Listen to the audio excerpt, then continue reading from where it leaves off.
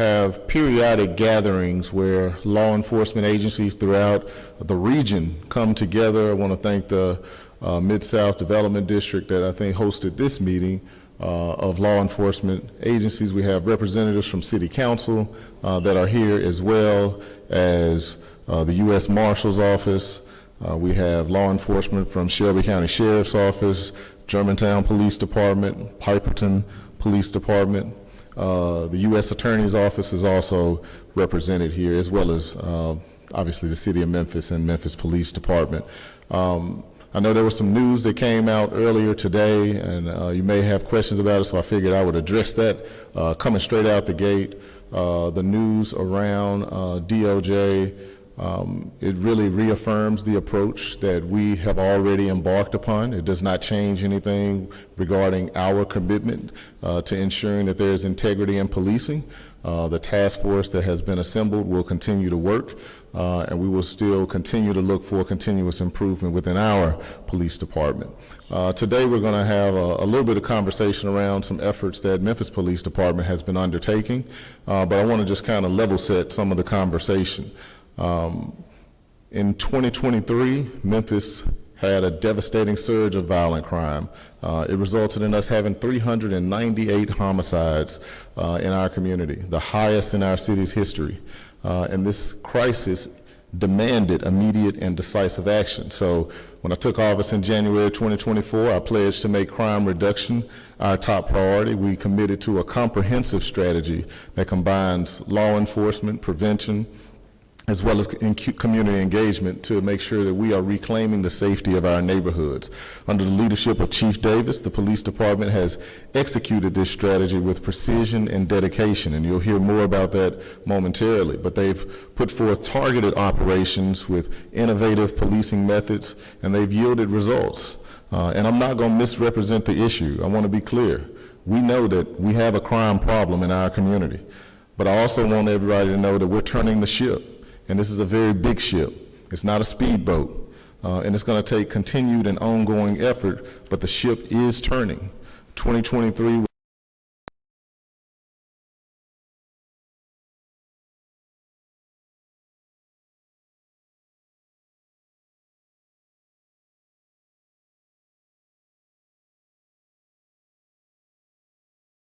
continuing to push crime numbers down.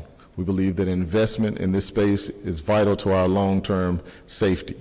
A safer Memphis strengthens our entire region. That's why I'm excited to be here with our partners from across the region, from Germantown and Bartlett to South Haven and West Memphis. We know that we are stronger and safer together.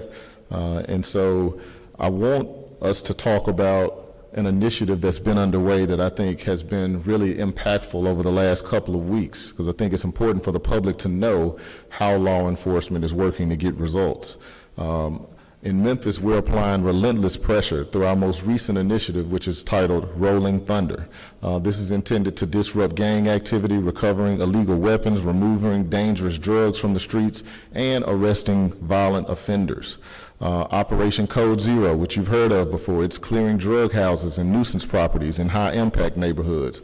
We recently established a fugitive task force in partnership with federal agencies, and we've captured some of the most dangerous individuals in the region. And I think the overarching message is that we want those who seek to disrupt peace to understand that we are not going to tolerate lawlessness in our community. And the era of unchecked violence in our city is over. There is unprecedented collaboration. I was just talking to officials from Germantown about the collaboration and the results that it's reaping around auto thefts, and how the law enforcement agencies are collaborating to make sure that there's direct communication amongst all of them to ensure that we're bringing people to justice. And so we're committed to sustaining this progress and ensuring that every resident feels safe. So I'm going to turn it over to Chief Davis, because I would like for her to talk a little bit more about Rolling Thunder. Afterwards, we'll take a couple of questions, but we have a council meeting in a minute, so we're going to ask the media, after we take a few questions, if there are additional questions for anyone here, will allow us to kind of break apart and just pull people to the side. But Chief Davis, please do come forward. So good afternoon, and thank you, Mayor. Thank you to all of our law enforcement partners who are here, including our DA's office, U.S. Attorney's office, all of our council members.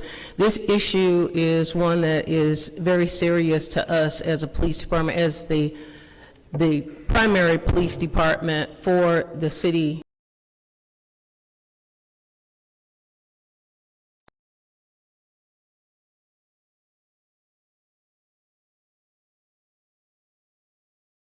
Happen in order for us to reduce crime in our city. We made it clear that violent criminals have gotten our attention and have gone too far victimizing our citizens. So today, we're showing you early results of what criminals can expect from the Memphis Police Department and all of our law enforcement partners. Operation Rolling Thunder, it didn't roll through Memphis quietly. It moved through this city, disrupting, dismantling, and disarming the people causing the most harm in our neighborhoods, and we aren't done yet. This wasn't random. This was intentional, strategic, focused. This was precision policing and deliberate collaboration. From April 23 to May 10th, we apprehended over 160 violent offenders. 50 of those are known gang members, shown here. These are the faces of violent individuals tied to murders and other gun violence, drug trafficking, auto theft, illegal weapons, and other crimes that destabilize entire communities. These faces are the drivers of violence in our city.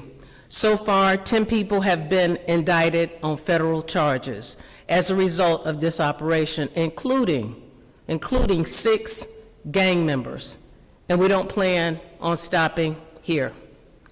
This is just the beginning, so let me reiterate what federal charges mean. In many instances, no bond, faster indictments, expeditious prosecution, and more severe sentences.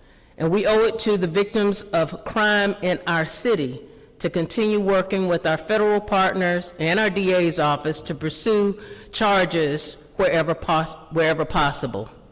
That's how we break the cycle, by ensuring the most dangerous offenders no longer have the opportunity to threaten our communities. Operation Rolling Thunder, it hit hard, and it made an impact. From January 1 to April 30th of this year, there were 30 gang-related crimes reported.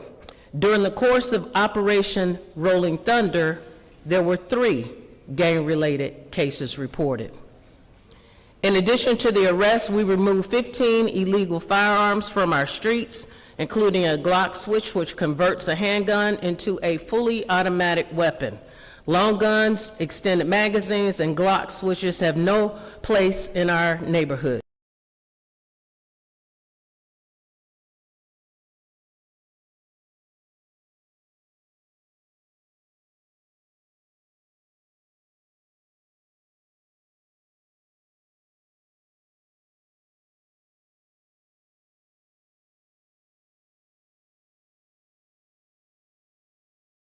Including our organized crime unit that led this operation. Also, the U.S. Marshals, the U.S. Attorney's Office, the Germantown Police Department, Bartlett Police Department, the District Attorney's Office, the Shelby County Sheriff's Department, and other federal and regional law enforcement partners stood side by side with one goal, and that is to stop the violence at its source. And together, we are doing exactly that, and we are not letting up. A stronger, safer Memphis means a stronger and safer region, and that's why our regional partners are standing with us today. We are stronger and better together. To the residents of Memphis, we hear you, and we are taking action, not with words, but with results. Thank you, and I am available to answer any questions along with the mayor. Y'all been easy today. I'm sorry. Yes. Actually, Lee Smith with the Tri-State Defender. Yes. The mayor have made a lot of noise about how artificial intelligence and the new technology is impacting crime. How has that played into Operation Rolling Thunder? So in Operation Rolling Thunder, the way we use AI in some of our investigations, it helps us identify vehicles. It helps us to identify the path of vehicles. We do not use it to identify people. We have enough information most of the time when we make arrests like this. We have enough information from camera technology and other technology to help us identify the individuals that are involved in crimes. But we are exploring how we can better use AI, not just in the Memphis Police Department, but in other areas of city government as well. Yes. With Channel 5, I know you said that some of the people on this board have been indicted. Are they still all behind bars or some out? So out of the gang members that we spoke of, 10 are still in and 3 are out right now. Yes, sir. Mayor Young discussed the task force that is looking into police reforms in the wake of the federal investigation. Do you have an update on the progress of the task force?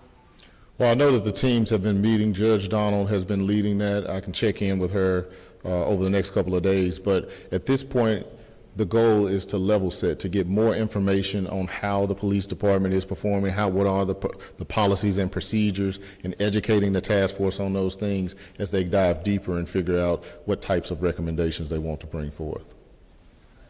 Davis, Lucas Finn with Commercial Appeal. When it comes to operations like this, how are we identifying areas? What markers are we using to say this is how we want to target one place over another? So, and it's not necessarily geographical, in places, it's individuals. We are really trying to be laser focused on those individuals in the city who are committing violent crime. And once we identify them, because of the fact that they were involved in some recent act, whether it's a homicide or some other type of gang activity, aggravated assault, then we prioritize, how we are going to go after those individuals, especially those who already have warrants on them. Most of these folks, none of these individuals are first-time offenders. None of these individuals are second-time offenders. Some of these individuals have more than 50 and 60 charges in their history, and these are career individuals that continue to commit violence in the city. MPD target, these gang members that were mentioned, did MPD target a certain group, or were they from different gangs? Like, how did that? No, we didn't target any particular group, because what we have found is that there are so many different groups of individuals operating in our city. Some of them are hybrid gangs, neighborhood gangs. Some of them are more traditional. What we're identifying are these individuals who would have the most serious types of offenses, whether it's carrying extended magazines, being involved in a homicide, being involved in a mass shooting, and prioritizing them based on the level of violence and danger that they pose to our citizens. Over the weekend, Memphis made national headlines when the director of the FBI called it the homicide capital of the country. Have you had any discussions with the FBI? What kind of message do you think this type of operation sends to your federal partners? Well, we haven't had any direct contact with the director. We are talking on a daily basis with the FBI here locally, and they have committed to resources here in our city, and we're trying not to pay too much attention to those types of comments, and we're really trying to focus on making Memphis a safe place for everybody. Thank you all. Thanks, everybody. We appreciate you. I do want to acknowledge our council members again, because they have a tough job. They're working on budget season. They came down to stand in support. Chairman Ford Canale, Councilwoman Janice Swearingen Washington, Councilwoman Pearl Walker, and Councilman Edmund Ford Sr. So thank you. We want to thank you all for being here. And you can feel free to pull somebody to the side if you have additional questions. Thank you.